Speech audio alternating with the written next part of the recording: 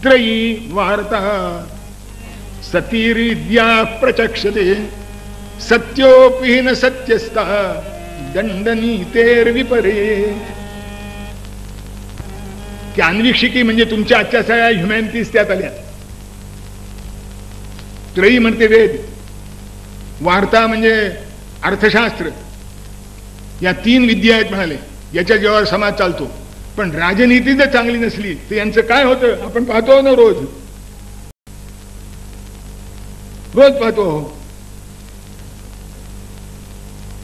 तेव्हा राजकारणात ती चांगली माणसं कोण सांगतो मी. राजा राम दृढव्रती श्री चंद्रगुप्त छवी. भगवान रामचंद्र हा राजकारणातला पहिला आदर्श पुरुष की ज्याचं रामराज्य हा शब्द चांगल्या राज्याचा वाचक झाला आणि अजूनही त्याला पर्याय सापडला नाही. राजा राम दृढव्रती, दृढव्रत निश्चय पक्का, डळमळ, एकदा स्वीकारलं की स्वीकारलं, पत्करलं की पत्करलं. मग दिसे श्री चंद्रगुप्त छवी. मग दिसतो चंद्रगुप्ताचं रूप की ज्यानं अलेक्झांडर द ग्रेट म्हणत असत. हिंदुस्थान जिंकण्याचं त्याचं स्वप्न होतं, ते स्वप्नच ठरवलं. त्याला पंजाब मधनच परत जावं लागलं, पुढे येताच आलं नाही आणि पुढे त्याचं राज्य टिकलं नाही, तो गुलाम झाला. ते आणखीन गोष्टी मिळाली. चंद्रगुप्त त्यानंतर श्रीमान छत्रपती शिवाजी पुढती स्वातंत्र्य तेजोरवी. स्वातंत्र्य रूपी तेजाचे जे सूर्य आहेत असे भगवान छत्रपती शिवाजी महाराज, की ज्यांनी सगळं देश सगळं राष्ट्र मुसलमानांनी व्यापून तुडवून चिखलासारखं केलं असताना सुद्धा वर मान काढून आपलं स्वतंत्र सिंहासन स्थापन केलं. त्याचं बळ इतकं विलक्षण होतं की शिवाजी महाराज जेव्हा सिंहासनाधीश झाले तेव्हा औरंगजेब सुद्धा हादरला. त्याने नमाज पडल्यावर म्हटलं की अरे असा पुरुष तू इस्लाम मध्ये निर्माण करायच्या ऐवजी तिकडे त्या काफिरात कसा निर्माण केला असेल असं म्हणजे शिवाजी महाराजांची योग्यता औरंगजेबाला सुद्धा नाकारता आली नाही. भले तो त्यांना चुव्वा म्हणायचा, शिवाजी म्हणायचा नाही, शिवा म्हणायचा, जी म्हणायचा नाही, कारण ते स्वाभिमानी लोक आहेत, आपल्यासारखे बुळबुळीत नाहीत. तो शिवा म्हणायचा, पण आतून ओळखून होता की हा काय योग्यतेचा पुरुष आहे. आणि म्हणून शिवाजी महाराज जिवंत होते तोपर्यंत हिंमत झाली नाही महाराष्ट्रात यायची त्याची. शिवाजी महाराज दिवंगत झाल्यानंतर मग 2 वर्षांनी औरंगजेब महाराष्ट्रात आला आणि 27 वर्ष नांदला. महाराष्ट्राचे तुकडे तुकडे करण्याचा प्रयत्न केला, काही बिघडलं नाही. त्याने आज किल्ला घ्यावा उद्या पुन्हा हरावा, आज किल्ला घ्यावा उद्या पुन्हा हरावा, अनेक लफडी केली, काही झालं नाही. शेवटी मराठ्यांनी तर हा औरंगजेब असाच जिवंत राहो आणि असाच लढत राहो असे नवस केले.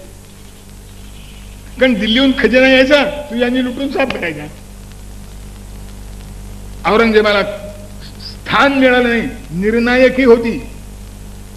संभाजी महाराज मारले गेले होते, राजाराम महाराज जिंजीला होते, एक रामचंद्र पंत अमात्य तेवढा होता, पण तो सामान्य प्रधान होता, सचिव होता.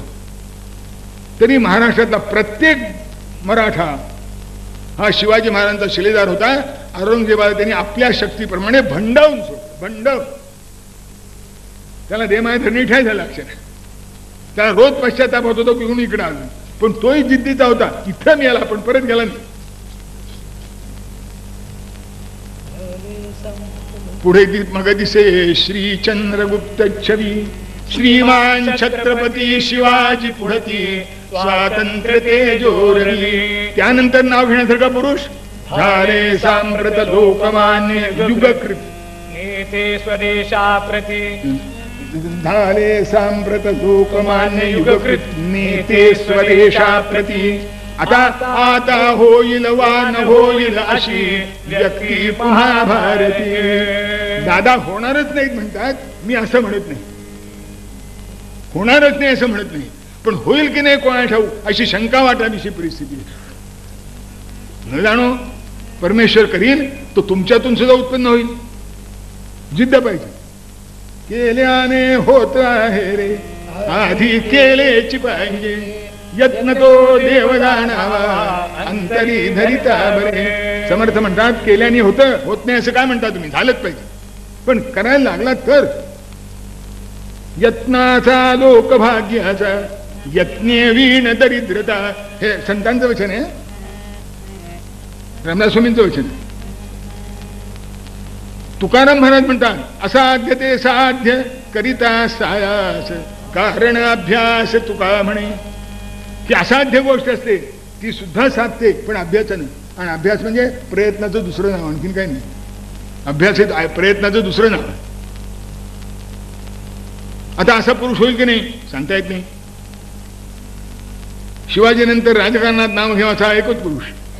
आता का म्हणतो मी असं, चरित्रभर ऐकायचं आहे ना, कारण आधीच सगळं सांगून ठेवलं, मागून काय सांगू. आपलं भांडवल एवढं एवढं पुरवून खाल्लं पाहिजे. झाले सांप्रत लोकमान्य युगकृत, युगकृत म्हणजे युगपुरुष नेते स्वदेशाप्रती, आता होईल वा न होईल अशी व्यक्ती पुन्हा भारती. विठ्ठल विठ्ठल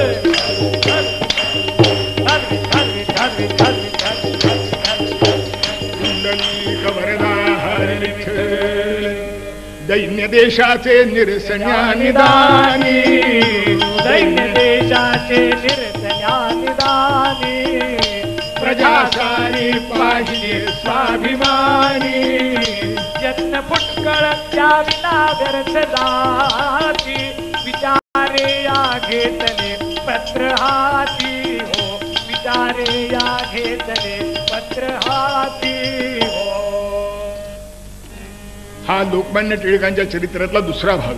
पहिला भाग तुमच्या दादांचा आहे आणि त्यांनी तिथं म्हटलं होतं की कर्तव्याच्या माध्यान्हीसी प्रताप अर्क हा आला, आता याकडे न बघवे मला, वार्धक्याने दिपती डोळे मग त्या पाहू कसे, काम हे तरुण दृष्टीचे असे.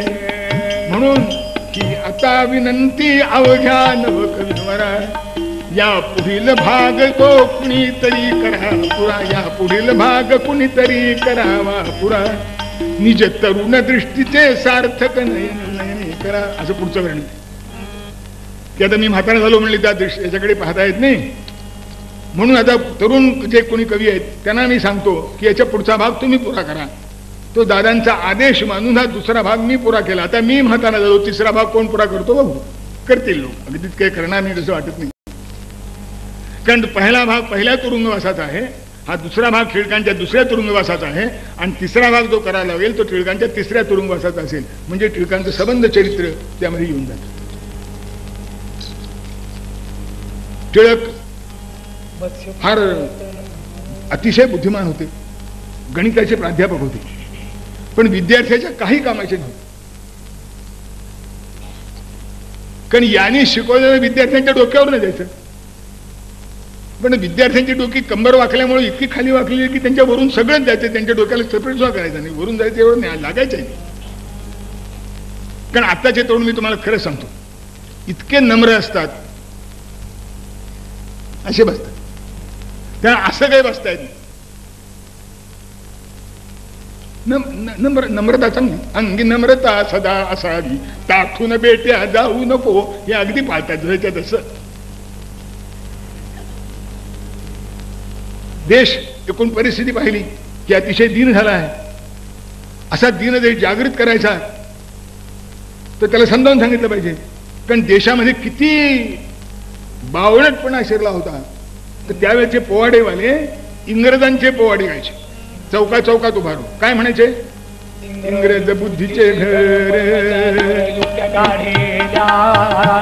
रैतेस सुखाचा तोही पूर्ण ठेविला हो रामा, मोठे मोठे फोडले घाट. ते पहिलं म्हणणं नाही. इंग्रज बुद्धीचे घर परमचातुर युक्त्या काढिल्या, रैतेस सुखाच्या सोयी करून ठेविल्या हो रामा. काय केल्या? इंग्रज बुद्धीचं घर म्हणाले, रैतेला सुखाच्या सोयी करून ठेवल्या. काय काय केल्या? मोठे मोठे फोडले घाट, बोगदे दाट, पुणे कोखंडी रोळ लोखंडी, यावरून पळे भडकाव पहा आगगाडी हो रामा. बांधिले पूल बंधारे बांधिले पूल बंधारे तारायंतरे बातमी जाई. बहुजूरवरी खर्चिता एक शिवराई हो रामा. चकमकी गेला सनकाड्या चकमकी गेला सनकाड्या आल्या काड्या सोय केवळी. मुंबईत ठेवाया पैसा काळी पेढी हो रामा. अवजड समया आता अवजड समया आता कशाला घेता चिमणी काचेची चिमणी काचेची ह्या लक्ष प्रगटासाठी युक्ती राजाची हो रामा. दारूची सोय किती झाली सगळ्यात मोठी सोय काय झाली असेल ती झाली. दारूची सोय किती झाली मिळू लागली सर्व रस्त्याने त्यायास हेच इंग्रज कृपेचे देणे हो रामा. इंग्रज बुद्धीचे घर परमचातुर युक्त्या काढिल्या रयतेस सुखाच्या सोयी करून ठेविल्या हो रामा. इंग्रजांनी काय सोयी केल्या. इंग्रज आले म्हणून सगळ्या सोयी आपल्याकडे आल्या. इथून तिथे रेल्वे धावतात मोठे मोठे फोडिले घाट बोगदे दाट गुळ लोखंडी त्यावरून पडे भरधाव पहा आगगाडी हो रामा. आगगाडी पडते म्हण. आता चकमक नको सनकाड्या नको काड्याची पेटी माचीस. चकमकी गेल्या सनकाड्या आल्या आग काड्या. आता ते लागत नाही टुपकल घेऊ म्हणजे चांगलं. ती खरं म्हणजे सुधारलेली चकमकच आहे. ज्यानं शोधून काढली त्यानं देशाचं कल्याण केलं.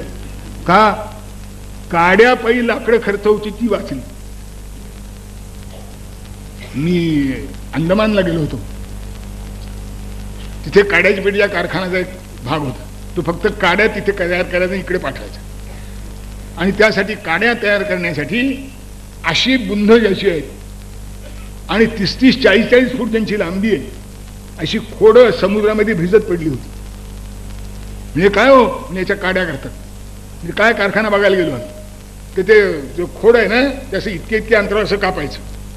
त्याच्या अशा पट्ट्या काढायच्या म्हणजे भले लांब निघायच्या. त्या काड्याच्या पेटीच्या जाडी असायच्या आणि मग त्याचे असे तुकडे तुकडे करून काड्या करायच्या आणि ते धरून असे पोत्यात भरायच्या आणि पाठवून द्यायच्या. माझ्या मनामध्ये विचार आला माणसानं लाकडाचं उपस्कर केला. उपस्कर म्हणजे फर्निचर मराठीत सांगतो. फर्निचर केलं म्हणजे 10, 15, 20, 25 वर्ष काहीतरी त्याचं आयुष्य असतं. आता मला माहिती आहे काही हौशी गडी असे असतात की दर 5 वर्षांनी बदलतात सगळं. काही नाही वी वॉन्ट चेंज. कारण काय ते चांगलं दणकट असतं. ते पहिलं 15 वर्ष टिकलं तर पुढचं नवीन केलं 5 वर्ष टिकतं. त्याच्या पुढचं नवीन 2 वर्ष टिकतं. याला वी वॉन्ट चेंज म्हणून ते बदलायला काही लाज वाटत नाही. पण निदान लाकूड याच्यामध्ये बाज टेबल खुर्ची यामध्ये गेलं तर काही 15-20 वर्षांनी आयुष्य तरी याला आयुष्य किती हो.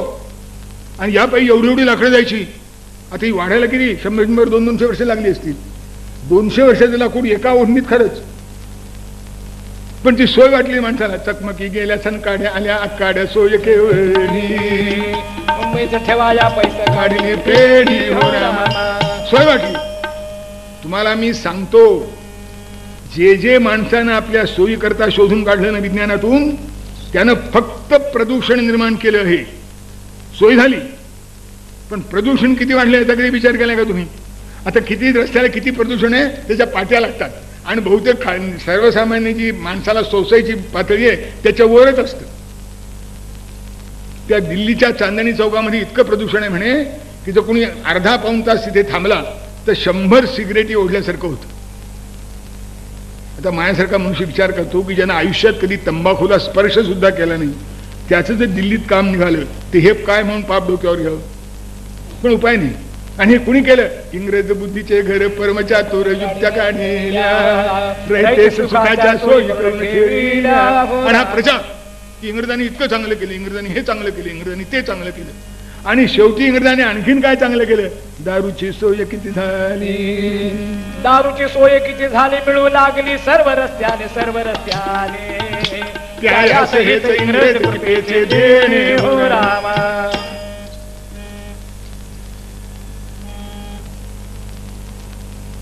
आणि हा पोवाडा टिळकांनी ऐकला. दारूची किती सोय झाली म्हणाली. आणि आता इंग्रजांच्या पेक्षा आपण सोय केली.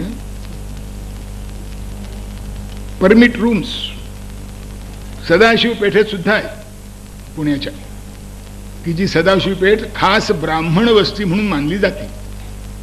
तिथं सुद्धा आहे. आणि हे इतर जातीचे लोक ब्राह्मणानं मटण आणि दारू महाग केली असं उघड तोंडाने म्हणतात. मी माझा व्यक्तिशः अनुभव सांगतो. वाईट आहे पण गती नाही. आपलं काय झालं ते कळलं पाहिजे ना. मी टॅक्सीतून एकदा चाललो होतो मुंबईला.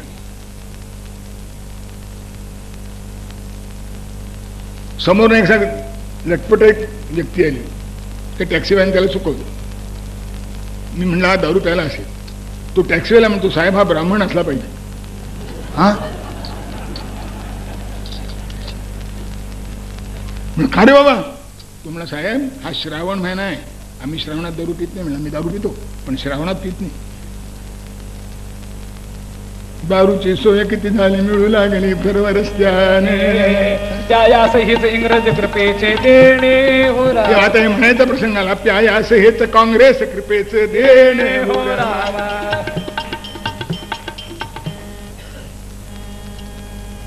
घरोघरी पब्लिक काय काय काय परमिट रूम्स, बिअर बार्स. आणि पाणी प्यायचंच नाही म्हणे. हा पाणी प्यायलं की फॅशन बिघडली, मनुष्य मागासला. दारू प्यायला तरच सुधारला, नाही तर मागासला बुरसटलेला. काय त्याला देतील तेवढ्या सगळ्याशी द्या.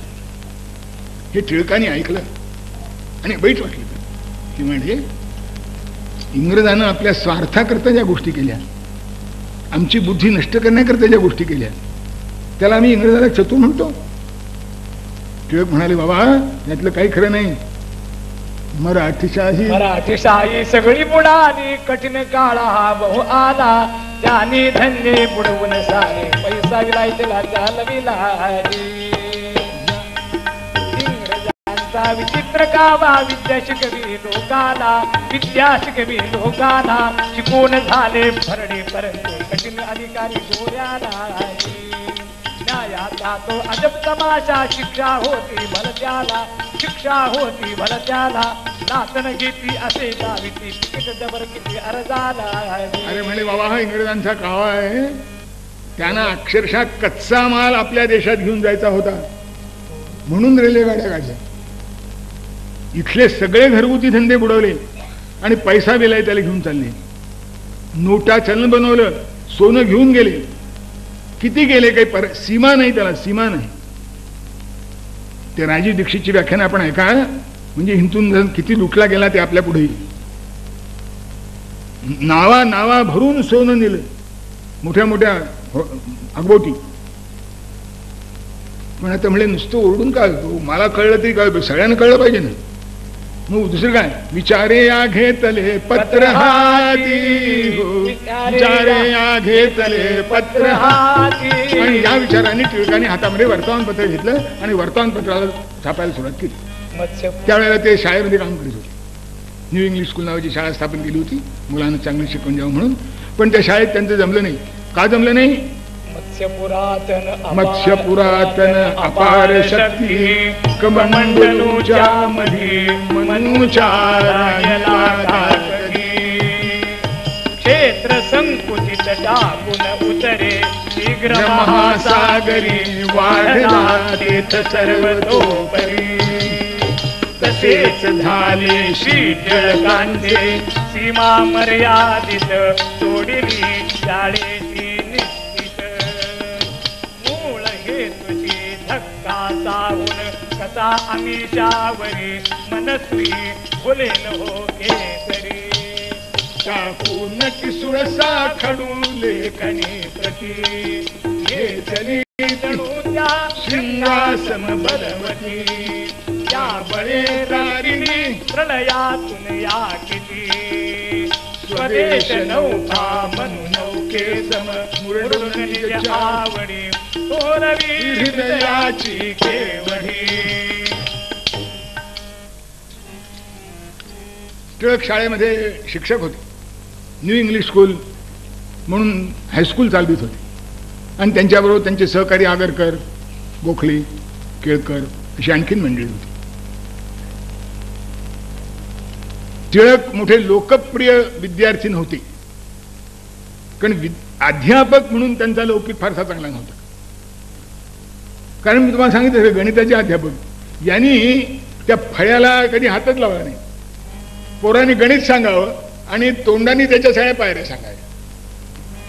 आता त्या पोरांनी काय करावं? समोर असलं तर वाचता येत नाही अशी असतात पोरं. अवघडातलं अवघड गणित म्हणून मुलांनी शोधून काढून घेऊन ठेवावं, त्यांनी एकदा असं बघावं आणि सुरुवात करायची त्याच्या पायऱ्या सांगायला. तर काय करावं? पण टिळकांचा दबदबा असा होता की ते प्रिय नव्हते, पण सगळ्यांच्या आदराचा एकमात्र विषय. एक आगरकर सोडले तर टिळकांचा इतका आदर दुसऱ्या कोणाही अध्यापकाला त्या काळी मिळाला नाही. आगरकरांना मिळाला. त्यांची शिकवण्याचं कौशल्य फार चांगलं होतं, अतिशय साधे होते आणि खेळीमिळीनं वागवत असत आणि उदाहरणामुळे चांगली सांगत, म्हणजे हास्य निर्माण होईल आणि लोक विषय समजे. ते एकदा इंग्रजी झिगझॅग शब्द शिकवत होते, नागमोडी शब्द शिकवत. आता त्या विद्यार्थ्यांनी विचारलं, सर नागमोडी म्हणजे कसं? ते म्हणले, बैल चालताना मुटतो तेव्हा खाली कसं उमटतं त्याला नागमोडी म्हणतात. म्हणजे कळायला काय वेळ लागत नाही.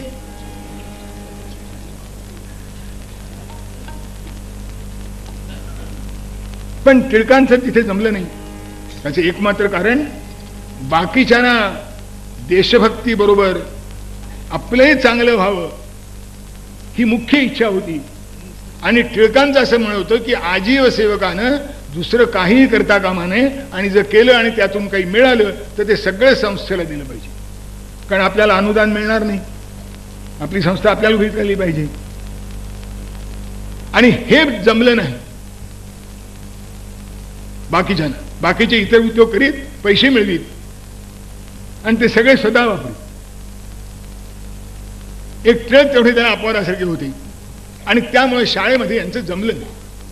शाळा सोडावी लागली. बरं झालं शाळा सोडली. ते काय झालं, त्या मनूच्या कमंडूत सापडलेल्या माणसासारखं झालं. तू त्या कमंडूत कसा मावायचा?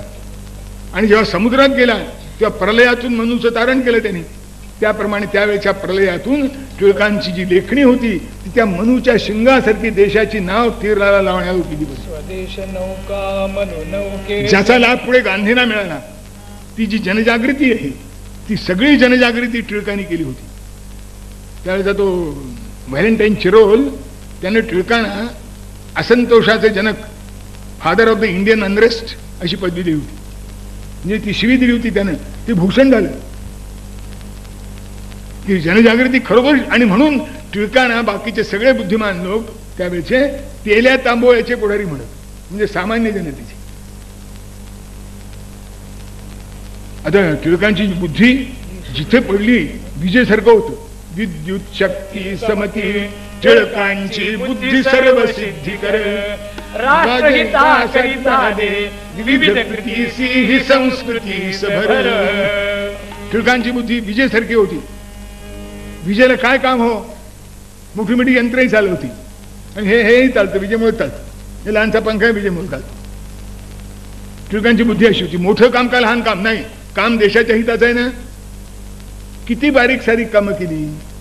अन्याय तेथ निरपेक्षपणे वकिली, वादे सुधारक जनान मवून खाली, सत्वाभिमान कर उत्सव नेमिले दे, श्री लोकमान्य मती दीप्तपणे विराजे.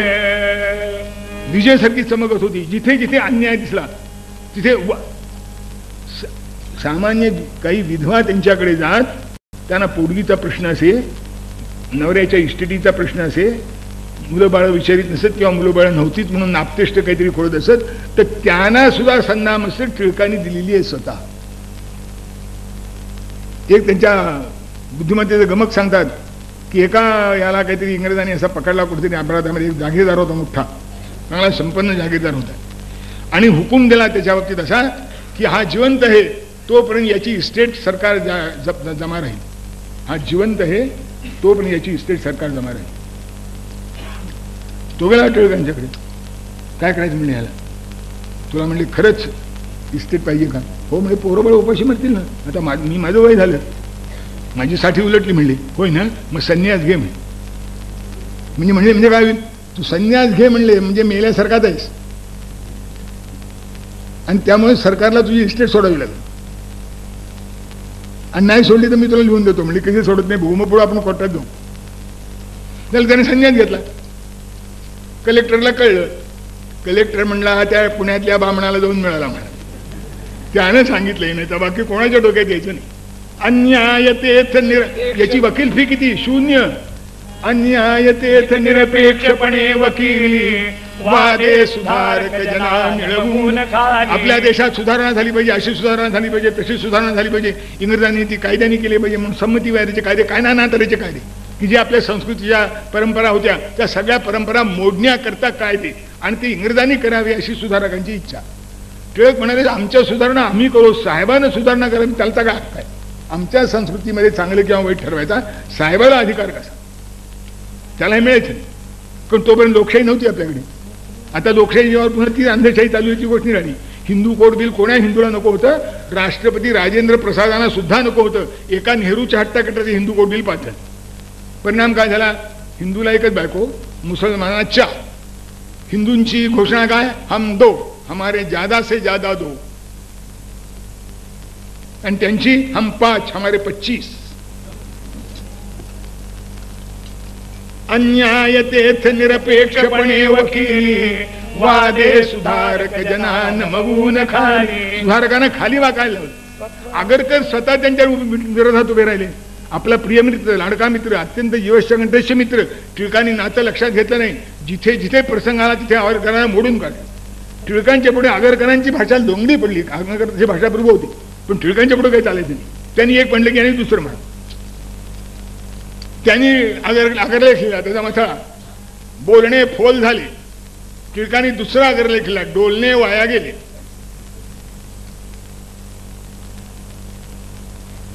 कॉलेजच्या प्रिन्सिपॉलनं सावरकरांच्या वेळेला रँगलर परांजपे त्यावेळा प्राचार्य होते. सावरकरांना ते स्वदेशीची चळवळ सुरू केली त्यांनी. सावरकरांची आहे बरं ती. आणि ती विदेशी कपडे जाळले, त्याच्याकरता कॉलेजने काढून टाकलं. टिळकांनी आग्रह लिहिला, प्रासाद शिखर स्थोपी काक किंगरुडा येते.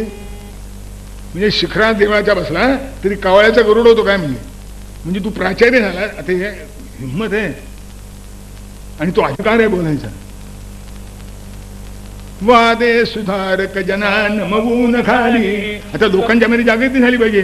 स्वत्वाभिमान कर उत्सव निर्मिले. स्वत्वाचा अभिमान जागृत होईल अशी लोकांना काहीतरी एकत्र आणण्याचे उत्सव पाहिजेत की नाही. त्यांनी गणपती उत्सव आणि शिवाजी उत्सव, शिवजयंती उत्सव सुरू केले. आता आज त्या गणपती उत्सवाचं काय झालं विचारू नका. टिळक जर वरून पाहत असतील तर त्यांना पश्चाताप होत असेल की कुणी कुणी या भानगडीत मी पडलो. त्याचं रूपच गेलं, पण त्यांनी सुरू केलं. आणि राणीनं त्यावेळेला पत्रक दिलं होतं की आम्ही कोणाच्या धर्मात हात घालणार नाही. 57 सालच्या युद्धामध्ये मार खाल्ला होता, कसे बसे जगले. त्यावेळेला राणीनं पत्रक काढलं की आम्ही कोणाच्या धर्मात हात घालणार नाही. यांनी म्हणजे ठीक आहे, आमचा धर्म गणपतीची स्थापना. कारण गणपतीत म्हणजे गणानाम पती आहे, तो समुदायाचा पती आहे. त्या समुदाय एकत्र झाला पाहिजे की नाही. सत्वाभिमान कर उत्सव निर्मिले. आणि अशी ही श्री लोकमान्य मती दीप्तपणे विराजे. तळपत राहावं तशी लोकमान्यांची बुद्धी सगळ्या सामाजिक कार्यामध्ये तळपत राहील. त्या प्रसंग तर बदलत असतात. दुष्काळ काळ भूवरी तदा पातला वर्षली एक नाधारा ना मोड कुठे उगवला. हैराण झाली मुले मुले तोडती मातेस आपुल्या दैनी त्या माय असो ढाळीती. घरगुती बुडाली धन्य माल ना मिळे. सरकार निवांतची होते झाकून नेत्र आपले. महागाई वाढू लागली, महागाई वाढू लागली. कुठे पंडाळी घोरत्या काळी शब्द शातनू कस्तली. दुष्काळ पडला, महाभयंकर दुष्काळ पडला. आमच्या दादाने एका ठिकाणी वर्णन केले. ज्येष्ठ गेला, आषाढ गेला, श्रावण सरला नाही परी. श्रावण आला नाही परी. पर्जन्याची एकही धारा कोसळली या भूमीवरी. सारी वावरे चिकडे चिकडे पुरे चाटती दगडाला पुरे चाटती दगडाला माध्यानीचा काळ पठणतो झाडान चपाला उरला बैजावा गाई म्हशीची हल्ला रे ती हलू लागली वाऱ्याने हलू लागली वाऱ्याने वरती माना करून बघती अन्न लोचनामध्ये पाणी असं म्हण महादुष्काळ महागाई वाढू लागली लोकमान्य टिळक वकील होते त्यांनी ते इंग्रजांच्या राजवटीत त्यांच्याकडे असलेलं फॅमिन कोड शोधून काढलं फॅमिन कोड म्हणजे दुष्काळाची व्यवस्था सरकारनं कशी ठेवावी या संबंधीचे नियम त्याचं मराठी भाषांतर केलं ते छापलं आणि सरकारनं काय काय केलं पाहिजे हे सांगण्याला सुरुवात केली दुष्काळ बंडाळी झाली लुटालूट वाढली चोऱ्या व्हायला लागल्या आणि दुष्काळ नाही हे सिद्ध करण्याकरता सरकारनं भुकेनं मेलेल्याचे पंचनामे करावे कसे जवळ एक भाकरीचा तुकडा ठेवा एक पाण्याचं डबडं ठेवावं आणि पंचनामा करावा याचा हा मेला तेव्हा भाकरी आणि पाणी याच्याजवळ होतं तेव्हा इतर काहीतरी कारणाने हा मेला असला आजही आपलं शासक तेच म्हणते ना आमच्या देशात भूकबळी होतच नाहीत म्हणल्यात खुर्चीवर बसला की माणसाची जात एक होते काय होतं कोणाला इंग्रजांनी जे केलं तेच आमचा राजा आहे आज तेच करतो त्याच भाषेत बोलतो टिळकांना ते सहन झालं नाही त्यांनी रात्रंदिवस लोकजागृती केली की अरे सरकारने हे तुमच्याकरता केलं पाहिजे सरकारने हे तुमच्याकरता केलं पाहिजे सरकारने हे तुमच्याकरता केलं पाहिजे आता सरकारला नाही म्हणता येईना आणि करायची ती इच्छा नाही कारण करायची इच्छा तर पैसा खर्च केला पाहिजे देशाचा पैसा देशात खर्च केला पाहिजे ते होईना आता काय करावं आणि यात आणखीन एक भर पडली दुष्काळाचे संकट पुरते घातक न वाटले काळा त्याचे साह्य कराया दुर्धर सावेग धावून आला काय करावं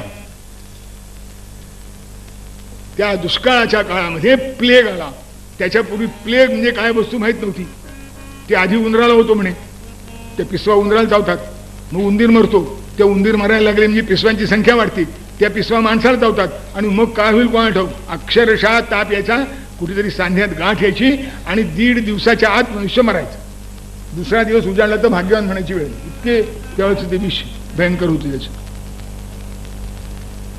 घरोघर रडारडी उचलले न जाई म्हणे बकास नगरा प्रति अवकळा स्मशानी चढे उपाय न सुचे कुणा गलित धैर्य झाले जन जीवास निजरक्षणा पळती आपतही सोडून अक्षरशः आपली बायका पोरं सोडून लोक पळाले जिकडे जागा मिळेल तिकडे जावं जंगलामध्ये जाऊन राहावं काय करावं कळत नाही आणि इतकं की प्रेत उचलायला माणसं नाही आमच्या दादांनी प्रत्यक्ष अनुभवलेले त्यांनी वर्णन केलंय असे कसे नशीबी आले असे नव्हते कधी पाहिले छत्रपती राज्य बुडाले गेली पेशवाई कशी पातळ माया केली सविधाबाई कुणीकडून प्लेग आला त्याने सर्व मुलुख नाडिला पहिल्याने गण नेमिला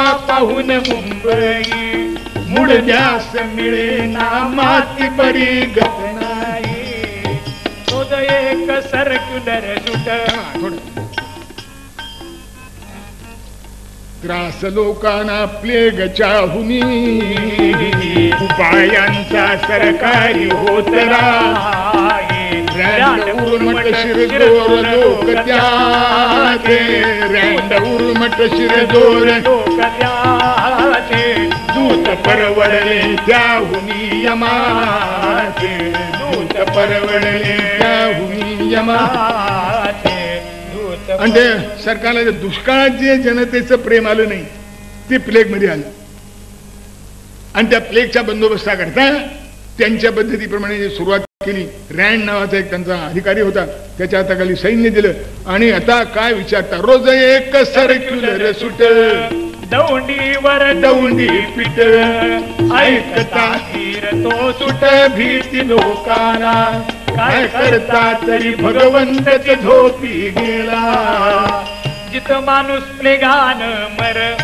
ते धुतलं पाहिजे घर घालून पाण्यामध्ये जहर वाढून छपराला वरून या सर्व कपड्यास अग्नी लावियला प्लेगचा कायदा कडक महर्षी घरात बेधडक गुजराती प्रभू ब्राह्मण विचारण्यात काही सरकारचा हुकुम तो विलायतेला नाही सरकारचा हुकुम तो असा विलायतेला नाही पण ह्या पोवाड्याच्या दुर्दशेचं वर्णन करताना आमच्या दादानी आरंभ कसा केलाय म्हणता का म्हणजे स्वराज्य असतं तर असं झालं नसतं हा जो प्लेग बाधक झाला इतका त्रास देतो इतका छळ होतो कारण काय काय करता तरी भगवंतच झोपी गेला पण असे कसे नशीबी आले असे नव्हते कधी झाले काय झालं छत्रपती राज्य बुडाले गेली पेशवाई कशी पातळ माया केली विठाबाई म्हणजे स्वराज्य असतं तर प्लेगनं इतका छळ केला नसता म्हणून सुरुवात स्वराज्य गेल्यापासून मग प्लेग कडे विचारी मनुष्य देशाची चिंता वाहणारा मनुष्य अर्थ कसे लावतो त्याचा नमुना आहे छत्रपती राज्य बुडाले गेली पेशवाई कशी पातळ माया केली विठाबाई आणि रोज एक महर्षी रे घरात बेधडक महाराष्ट्र ना त्याला घरात द्यायचं आणि यांनी असे सगळे लोक नेमले घर तपासायला शिपाई शिकले प्लेगचा कायदा कडक बोलायची सोय नाही महर्षी रे तीन मजली वाडे ते उन्हात पिसवा मरतात आणि प्लेगचे जंतू मरतात म्हणून तीन मजले वाडे मधले मजले पाडून उघडे केले ऊन पडावं म्हणून कपडे जाळले भरजरीचे कपडे होते पेटीत ठेवलेले जाळले आणि हे सगळं करताना देव रस्त्यावर फेकले स्त्रियांचा विनयभंग केला जो संताप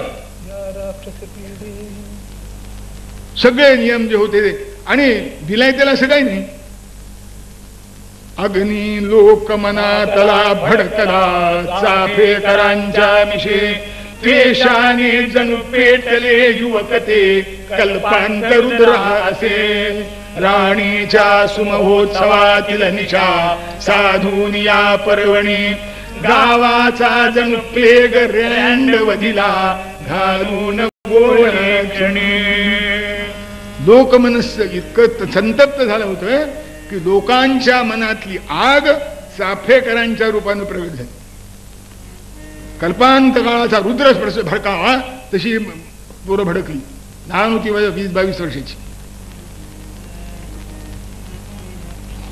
आणि त्यांनी त्या आणि ह्या इतक्या दुष्काळ आणि प्लेगच्या परिस्थितीमध्ये राणीचा उत्सव इंग्लंडच्या व्हिक्टोरिया राणीचा तिची काहीतरी बाईची राज्यारोहणाची 50 वर्ष पूर्ण झाली होती त्याची गोल्डन ज्युबिली चालली होती आणि त्या उत्सवामध्ये या चाफेकरांनी शोधून काढला त्या रँडला आणि ठार मारला गोळे घालून ठार मारला आता रँडला गोळ्या घालून ठार मारल्याबरोबर सगळं इंग्रज राज्य हादरलं आणि त्यांनी वाटेल ते करायला सुरुवात केली विवेक विलया सरदाराचा विवेक विलया सरदाराचा विवेक विलया सरदाराचा गेला तेने सहजची साधा गेला तेने सहजची साधा विवेक विलया सरदाराचा या गोष्टीचा शोध कराया या गोष्टीचा शोध कराया कृत्य अनन्वित करीती वाया सभ्य जनाही अवमानाया सभ्य जनाही अवमानाया अवधरी जन अधिकाराचा अवधरी जन अधिकाराचा विवेक विलया सरकाराचा गेला तेने सहजची साधा विवेक विलया सरकाराचा आधीच परकीय शासन होतं त्यांना कोणाविषयी दयामया मुळीच नव्हती आणि आता हे रँडचा वध झाल्याबरोबर त्यांची डोकं फिरली आणि वाटेल तसे वागायला लागले. त्यांच्या एकूण त्या शोधातून त्यांच्या लक्षात असं आलं की हा कोणीतरी ब्राह्मण तरुण आहे आणि म्हणून प्रत्येक मध्यमवर्गीय ब्राह्मणाला जितकं छळता आलं तेवढं छळलं गेलं. लग्नाच्या भोवल्यावरून तरुण पूर्ण पकडून दिले. आमचे दादा एका प्रसंगात सापडले होते, ते पोलिसात होते त्यावेळेला आणि त्यांच्याच गावातल्या एका आता आणि ते वॉरंट बजावचं काम आलं यांच्याकडे. आता ते घरी गेले तिथे चौघडा वाजतोय, काय करावं. आमचे दादा म्हणले गटारात पाय टाकून मी पडलो म्हणले आणि हॉस्पिटलमध्ये गेलो. त्या डॉक्टरने सांगितलं 2 दिवस विश्रांती घ्या म्हणून विश्रांती घेतली. म्हणली वॉरंट परत करायला गेलो नाही, वॉरंट माझ्याच खिशात होतं, काही झालं नव्हतं.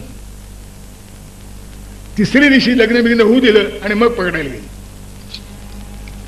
आता ते त्याला यजमानाला तर कळलं काय झालं ते. मी गणपतराव आता पुण्यापर्यंत तुम्हीच चला ना. ते म्हणजे असा कसा माझ्या पायाने मी येऊ शकतो.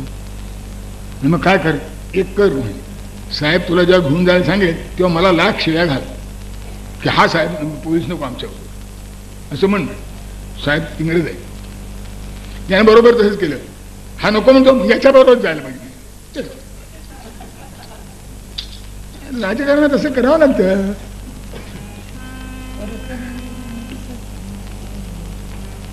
आणि असे लोकांचा जेव्हा छळवाद म्हणजे तिकडे दुष्काळाचा छळ, त्यानंतर प्लेगचा छळ आणि आता त्या रँडचा हत्यारा हुडकून काढण्याकरता सुरू झालेला शासन सत्तेचा छळ.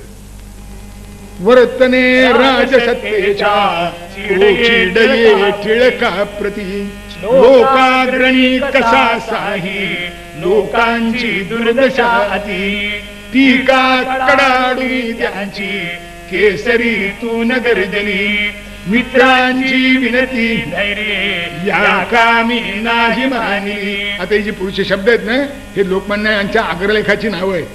डोके का राजसत्तेचे ठिकाणी नाही राहिले मूर्खसे गांधुनी लोका का कुठे शोध लागले करणे राज्य हे काही सूड घेणे नव्हेच की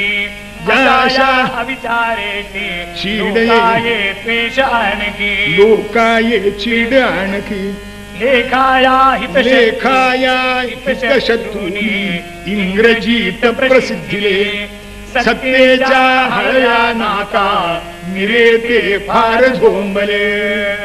टिळकांचा आगरले शासनाचं डोकं ठिकाण्यावर आहे का? असं करून कुठे शोध लागतो का? लोकांना चीड आली तर मग नमल काय? हे आग्रह नाव. आणि आता यांचे हितशत्रू होते ना आपल्यातले सगळे हिंदू, त्याते ब्राह्मण, फक्त ते मवाळ होते आणि हे जहालांमध्ये समजले जात होते. त्यांनी त्याची इंग्रजी भाषांतर, इंग्रजीचं मराठी भाषांतर केलं आणि हा कसा देशद्रोह फैलावतोय असं कोर्टात कळलं. टिळकांना कळलं हे. मी बळवंतराव घेऊन काय चाललंय हे बघा म्हणाले, मरायचंच असलं तर उद्या मरायचं काय ना आज मरायचं काय, काय फरक आहे? शेवटी मरताना तरी इंग्रजांच्या दांडवाला थुंकून गेलो ना तेवढं मला चाललं, मरायची तयारी. मी काय सांगतो हे की हिंमत अशी असावी लागते, जिद्द अशी असावी लागते. त्यावेळेचे तुरुंग आजच्यासारखे वजन वाढून बाहेर येणारे तुरुंग नव्हते. आता तुरुंगात मनुष्य गेला की वजन वाढून बाहेर येतो. मानवतावाद.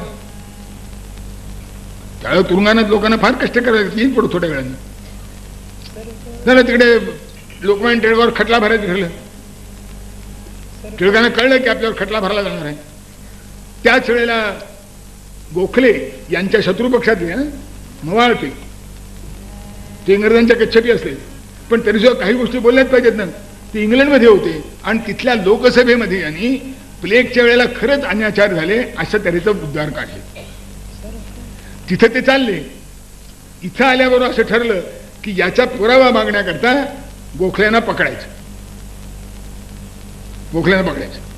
म्हणून गोखल्यांना पकडलं जाऊ नये, त्यांना जामीन लगेच मिळावा असे पुरावे सादर करण्याकरता टिळकांनी खटपट केली आणि ते गोखल्यांना भेटायला मुंबईला गेले.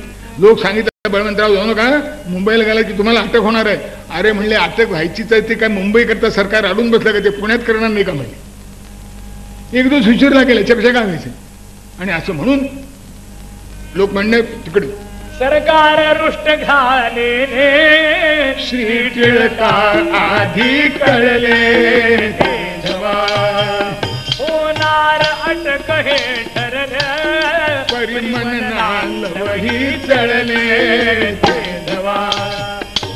उलट गोखल्यावर कुठे गाऊर म्हणून सत्वर सहाय्य करण्यास सहाय्य करण्यासी निशंक आले मुंबईची आणि गोखल्याला मदत करण्याकरता म्हणून आले. पण ते गोखले फारच मावळ होते. त्यानं उतरण्यापूर्वी बोटीवरच क्षमा मागितली. आता काय करा ते म्हणे बरं आता नशीब काय करणार. मी माझ्याकडनं प्रयत्न करत होता तुम्ही क्षमा वगैरे काय मागू नका मी तुम्हाला पुरावे देतो जामीन मिळेल वगैरे वगैरे. पण ते काय त्यांना सहन झालं नाही. त्यांनी क्षमा मागून मोकळे झाले.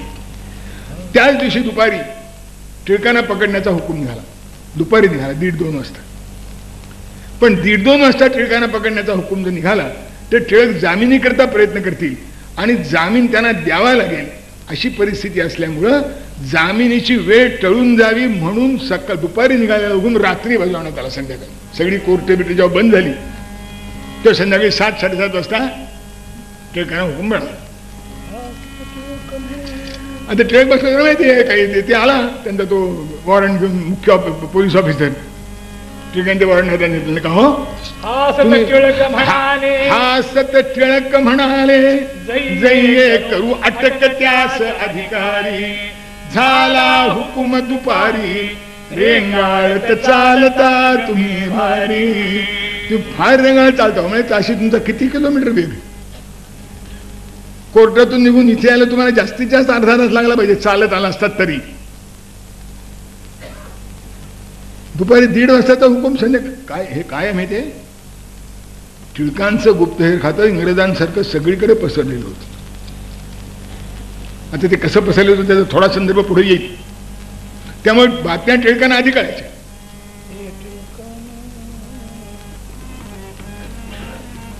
झालं आता टिळकांना पकडलं आणि पोलीस चौकीवर घेऊन गेले.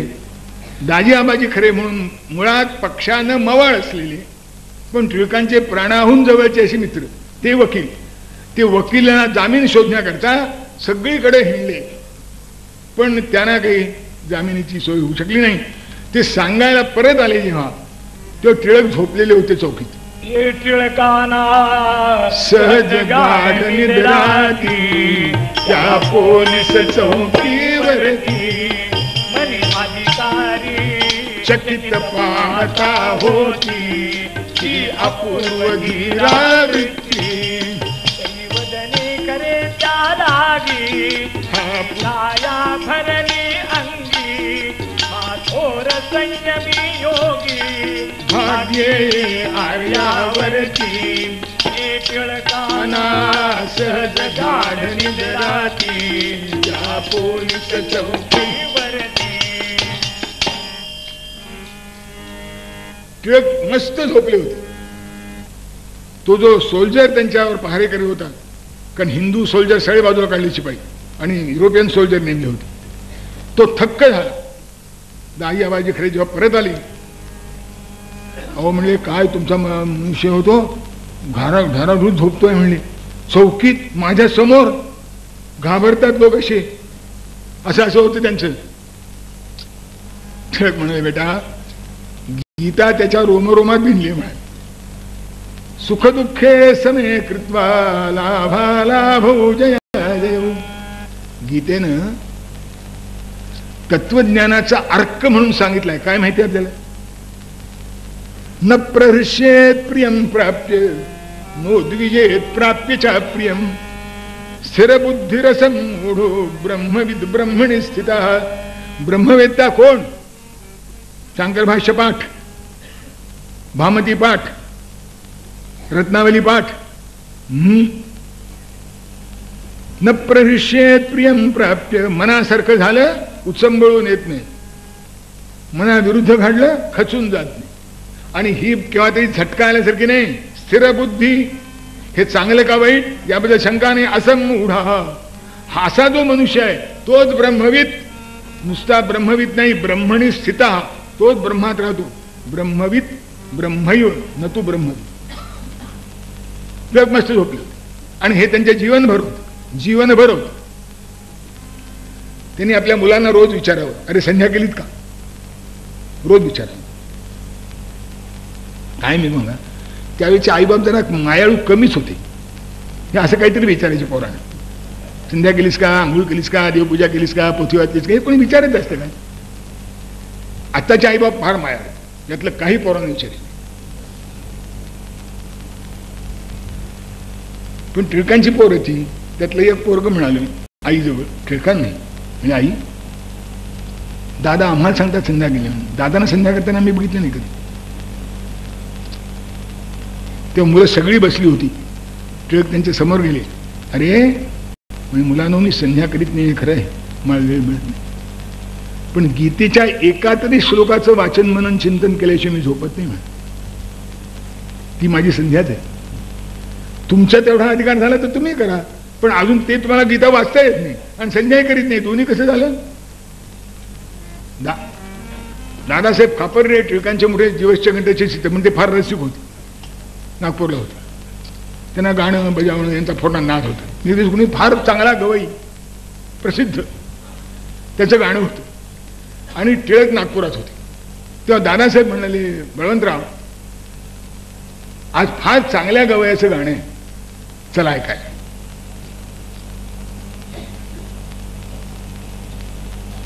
ते म्हणे, दादासाहेब एक गाणं कानात भरलंय म्हणे, आता दुसरं गाणं कानात शिरणार नाही. दादासाहेबासारख्या अत्यंत बुद्धिमान माणसाला सुद्धा चटकन लक्षात आलं नाही. काय म्हणताय तुम्ही, तुमच्या गाण्यात त्यांनी गाणं भरलंय? म्हणजे हो, गीता म्हणजे गाणं, भगवद्गीता म्हणजे भगवंतानं गायलेलं गाणं, ते भगवंतानं गायलेलं गाणं माझ्या कानात भरलंय, आता दुसरं गाणं कसं शिरायचं त्या गाण्यामध्ये? मनुष्याचं हृदय कळतं, सेवेतलं महत्व कळतं, आणि असं असेल तर त्या सेवेला काही अर्थ आहे. आणि अशी चांगली माणसं होती. गांधींचे एक सेक्रेटरी होते, महादेवभाई देसाई.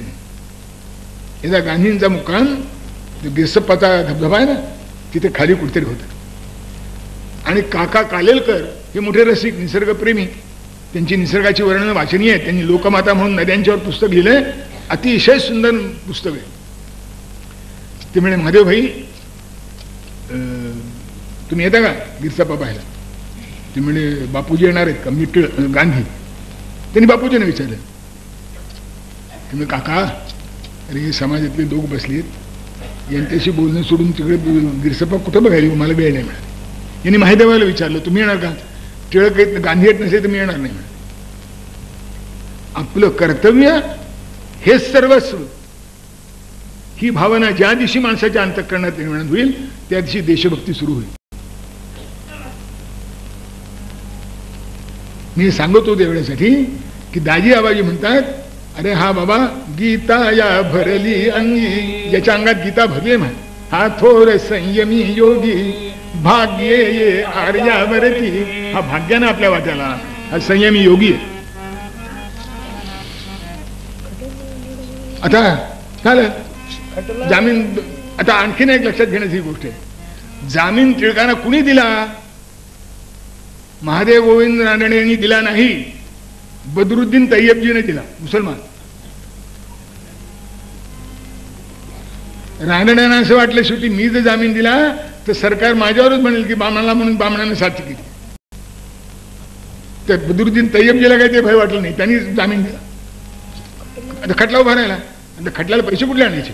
खटला लढवाया पैसा हवा हाती, कर्ज काढीत हाती लोकमान्य, परंतु लोकांनी राखी बाणी, निधी उभारोणी न्यायासाठी, रुपये 750 उभे झाले शीन न होताशी, कलकत्त्याचे आले बडे बॅरिस्टर, प्रयत्न कसर झाला नाही, ठरलेले झाले परंतु शेवटी, अन्यायाचे दिठी न्याय केला, कारावार श्रमा सहित दिधला, पंजरी सिंहाला कोणी येले, परिणा लोपने तेज एक क्षण, वाकलिना मान स्वाभिमानी, गणुदास दास म्हणे ऐसे धैर्य, व्हावे राष्ट्र कार्य तरी होते.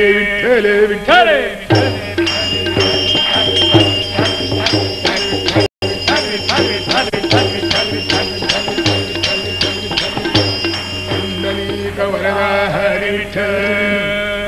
खटला झाला.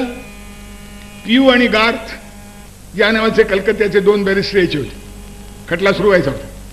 ते काय अजून पोचले नव्हते. 2 तरुण वकील संजय हुशार चतुर ठिकाण भेटायला गेले.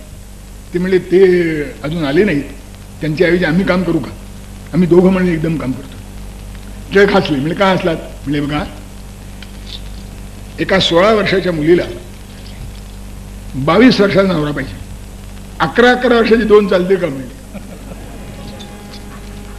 विठ्ठल विठ्ठल विठ्ठल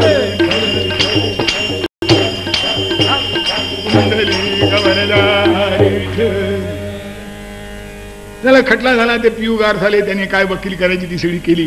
शेवटी ज्याप्रमाणे ठरलं होतं त्याप्रमाणेच झालं आणि टिळकांना 1.5 वर्षाची सश्रम कारावासाची शिक्षा मिळाली. पिंजऱ्यामध्ये सिंहाला कोंडावं, काय ते सिंहाचं काय जातं, त्याच्या तेजात काही कमी होत नाही. पण शेवटी मानवी शरीर आहे ते तिथल्या आहाराला काही निभलं नाही. काथ्या कूट करीत हात असती खाया सुखी भाकर अंधारे सन राहण्यास मळकी वस्त्रे ही अंगावर दासांची गुणगुण हीच वचने कानावरी यायची ऋग्वेदा परिशोधिता न टिळका वाटे क्षती कोणची. माणसाला अभ्यास करायला मोठी सुखसोयीची जागा लागते म्हणे. अभ्यास करायचा असला म्हणजे कुठल्याही जागेवर अभ्यास होतो. त्या तुरुंगामध्ये मिळालेला वेळ टिळकांनी ऋग्वेदाचं अध्ययन करण्यामध्ये घालावं. ऋग्वेदातलं संशोधन चाललं होतं त्यांचं. त्याच्या आधी ओरायन नावाचा ग्रंथ त्यांचा लिहून झाला होता आणि आता आर्थिक होम इन द वेदास याचा अभ्यास चालू होता. त्याच्याकरता ऋग्वेदाचं संशोधन चालू होतं. हाताने काथ्या कुटावा ते काय ठरले असेल तेवढं काम पुरं करावं आणि त्या ऋग्वेदाचं चिंतन करावं. त्यांना पुस्तकं मिळणं कठीण होतं, पण कुणीतरी मोठा प्रयत्न करून त्यांना ऋग्वेदी सायण भाषासारखं पुस्तक त्यांना वाचा. ते वेदाचं पुस्तक आहे, असं धर्माचं पुस्तक आहे, त्यात बाकी काही नाही असं निश्चित करून टिळकांना अभ्यासाला. टिळकांनी मला काय नाही मिळालं तर विचार करून मागून तिथे शेवटी शोधायचं काय, पत्ता शोधायचा. माहिती सगळी डोक्यातच आहे, तिला काही पुस्तक लागत नाही. आहे तर पुस्तक असलं तर पत्ते लवकर मिळतात तितकंच. ऋग्वेदा परिशोधिता न टिळका वाटे क्षिती कोण. पण खाण्याचे हाल का? त्या भाकरीवर जी कालवण असेल त्यात कांदा नाही तर लसूण असायचा. हे ब्राह्मण म्हणजे त्यावेळेचे कांदा लसूण खात नसेल, आवडतही नसेल, त्यामुळे कोरडी भाकर पाण्यात बुजून खावी लागेल. त्यामुळे जितकं पोषण व्हायला पाहिजे तेवढं होत नाही. त्यामुळे कसे झाले टिळक, जरा वजन घटलं त्यांचं. त्यांच्या दारावर एक पहारीकरी होता, तोही सरकारनं निवडून मुसलमान ठेवला होता. पण मुसलमानातही काही चांगले असतात तसा तो होता. पण एक वैशिष्ट्य आहे, मुसलमानातल्या चांगल्याला मुसलमान चांगला म्हणत नाही, काफिर म्हणतात.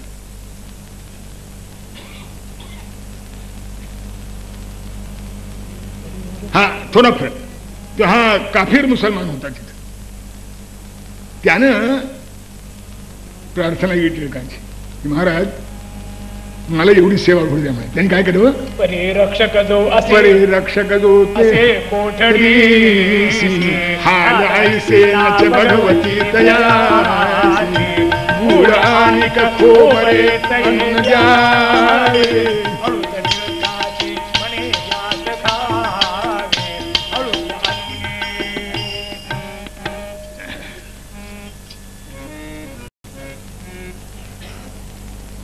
त्या पहारेकऱ्याला टिळकांच्याकडे बघले ना, म्हणजे आणला तेव्हा कसा पुरुष होता हा आणि आता काय दशा झाली त्याची. त्याचं काय करावं, तो गरीबच होता बिचारा. त्यानं घरून गुळ खोबरं आणावं. बरं यानं दुसरं काही चालायचं नाही, नाही तर आमलेट आणलं असतं त्यानं. कारण आज असं आहे, आमलेट जर खाल्लं नाही तर जगायचं कशाला असं म्हणतात. सिनेमा जर पाहायला नाही तर डोळ्यांचा उपयोग काय. डोळ्यांचा उपयोग काय जरीना चित्रे कधी पाहिली. कानाचा उपयोग काय तरी तो गाणे न जे ऐकले. जिव्हा तोडून टाकणे न कळता आमलेटची माधुरी. असा आजचा काळ आहे. त्यानं गुळ खोबरं आणून द्यावं. आता ते गुळ खोबरं गरम, टिळकांच्या प्रकृतीला सोसलं नाही, तोंडाला फोड आले, जिभायला जीभ वळ ना चांगली, फोड आली त्याला. त्यांनी विचारलं महाराज काय झालं असं? त्याने बाबा माझ्या तोंडाला फोड आली, सोसत नाही मला. असं त्यानं विनंती केली की महाराज माझी एवढं तुम्ही आता मी तुम्हाला बदाम बदाम आणि खारी साखर आणून देतो, पण माझं यवनाच्या हातून तुके. महाराज बहुदीन असे मी, महाराज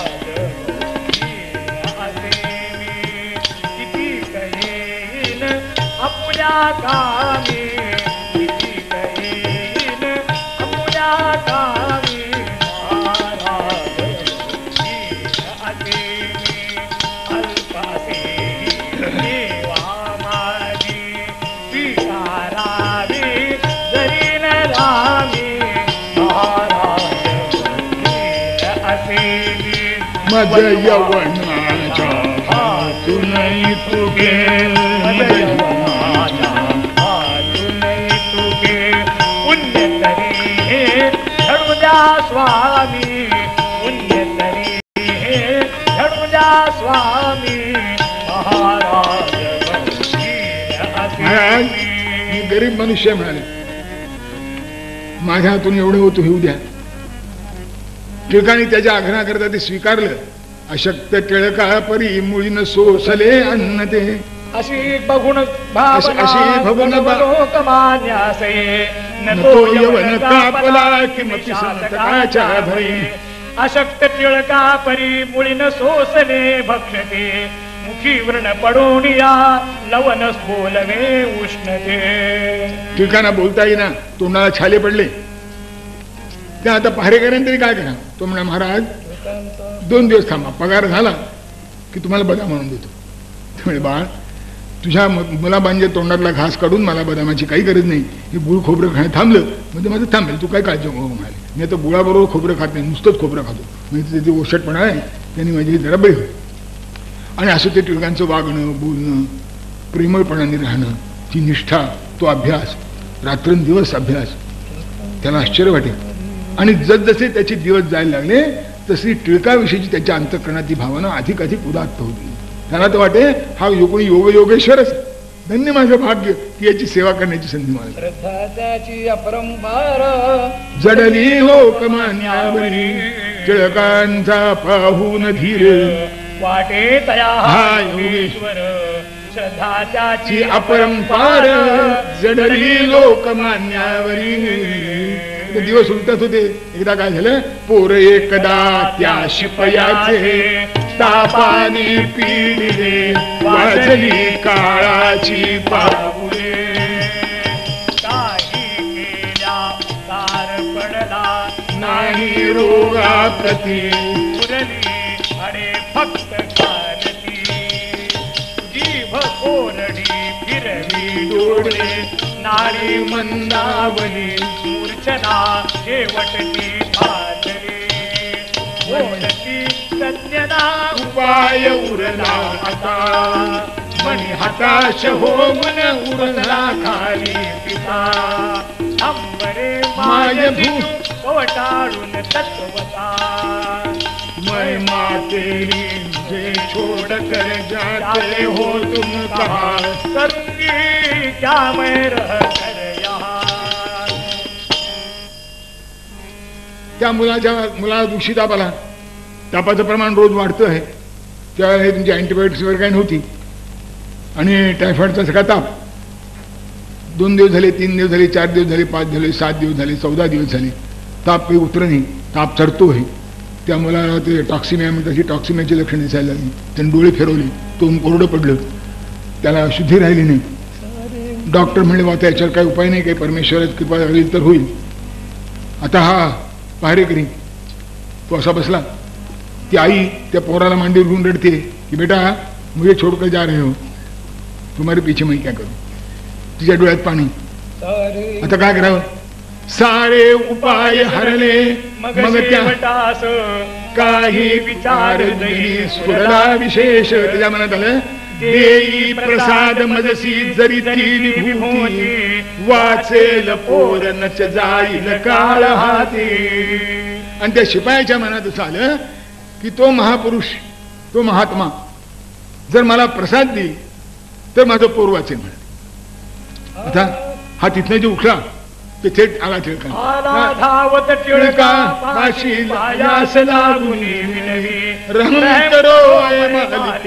माझी नच याचना वृथा व्हावी. टिळकांच्याकडे धावत आला. महाराज अब परवरदिगार है बोले, मुझ पर कृपा कर, रहम करो. काय झालं? माझ्या मुलाचं असं झालं. म्हणाले डॉक्टरने आशा सोडलेली आहे, मुलगा बेशुद्ध आहे आणि त्याची आई धाय मोकळून रडती आहे. तेव्हा तुम्ही, अरे मी काय की मी काय डॉक्टर आहे? बरं तुरुंगात म्हणजे मी तिथे येऊन बघून तरी काय करणार? नाही म्हणजे तुम्ही प्रसाद द्या. काय प्रसाद देऊ म्हणाले? प्रसादाने काय होणार आहे? त्यामुळे मीच सांगतो, काय तुमच्या अंगावर ती उपरणे द्या, घेऊन जा म्हणे. पण यानं काय होणार आहे? ते म्हणा माझं मी पाहतो, तुम्ही द्या तरी. त्याने उपरणे दिली. याने तुरुंगाच्या त्या गजाच्या आत घालून तिथली जी माती होती ती माती घेतली, घरी आला. मुलावरती घातीने उपरण्यास, मुलावरती घातीने उपरण्यास, मुलावरती घातीने उपरण्यास, चरण धुली लाविली कपाळात, नवल झाले उघडून नेत्र दोन्ही, वदे दे मा मुझे जरा पाणी हो, वदे दे मा मुझे जरा पाणी. त्याने ती उपरण आणलं, मुलावर घातलं, ती चरण धुवून घेतली, मुलाच्या कपाळ लावली आणि अल्लाची प्रार्थना करीत बसला. आश्चर्य असं 5-10 मिनिटाच्या आत त्या मुलानं दोन्ही डोळे उघडले आणि ते आक्रोशून लहान मंद आवाजात मा मुझे जरा पाणी पिला. आता आईच्या आनंदाला पारावर नाही, बापाच्या आनंदाला वारंवार नाही. ताप होता की नव्हता अशी स्थिती झाली. घामाला दरदरून ताप उतरून गेला. मुलाला पाणी पाजलं आणि त्याला असं वाटलं खरोखरी म्हणे हा परवरदिगार अल्लाह रहीम अवतरला, हा परवरदिगार अवतरला.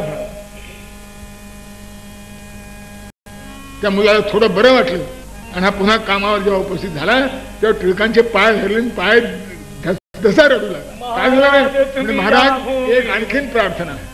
महाराज तुम्ही या भूमीवर जगता ताराया, खरोखर जगता ताराया, अवतरला सा देव खरोखर आता दिनाया, आपुलिया चरणाची प्रतिदिवशी राहण्याची आश्रय द्यावा न करीत मी विठलो पापिया.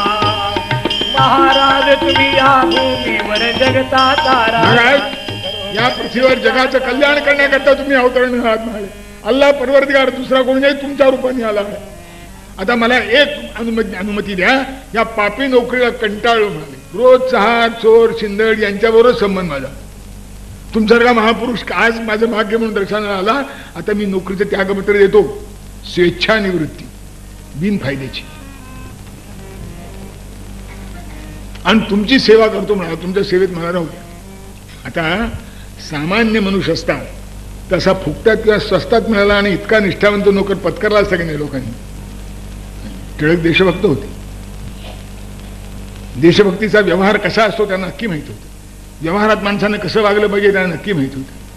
ते म्हणजे बघ, असे ना खुळ्यासारखे तू करावे, ना खुळ्यासारखे तू करावे, काम हे एथले ना त्याजावे, असे ना खुळ्यासारखे तू करावे.